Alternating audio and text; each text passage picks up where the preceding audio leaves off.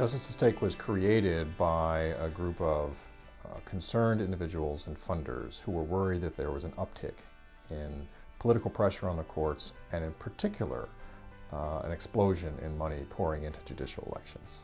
In the year 2000, we saw the Big Bang, where in terms of money going into judicial elections, there was a 61% increase over just 2 years before. And it was clear that the game was changing and that judges were facing a new world and that they were going to have to be pressured to become fundraisers, and that there had to be someone there to say, stop, this can't be allowed to continue on its own.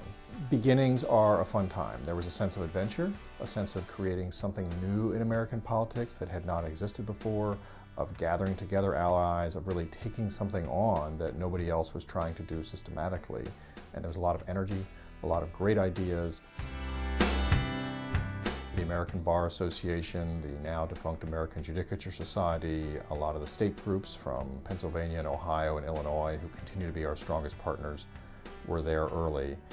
In many ways, the enemy was a political culture, that we didn't want judges dragged into what was happening in the rest of American politics, and we didn't want them to feel whipsawed and pressured. And we had a couple of first big early moments that were particularly exciting. One was the launch of the Justice at Stake effort, because we didn't go public right away. We took about a year to build a coalition, and then we had this great launch event at the National Press Club in early 2002, and in addition, the putting out of the first New Politics of Judicial Elections report, which happened at that National Press Club event.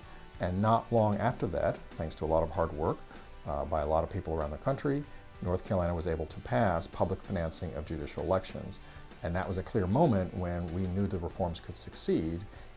I think our biggest accomplishments are having taken an issue that was seen as obscure and putting it on the map, about having educated an enormous number of policy elites and Americans about a threat they hadn't known about creating a coalition that had not existed before, and winning reforms in a number of states and defending them in others. We've had a lot of success in our first decade and a half. This has been the mission of a lifetime, to start with something that was brand new in American politics, to help build it up to a point where the issue is recognized, where we can connect to people like Sandra Day O'Connor and judicial and political leaders around the country, to work with an enormously diverse and talented group of coalition partners, and to attract top-level staff. I don't think you can ask for any more out of the job.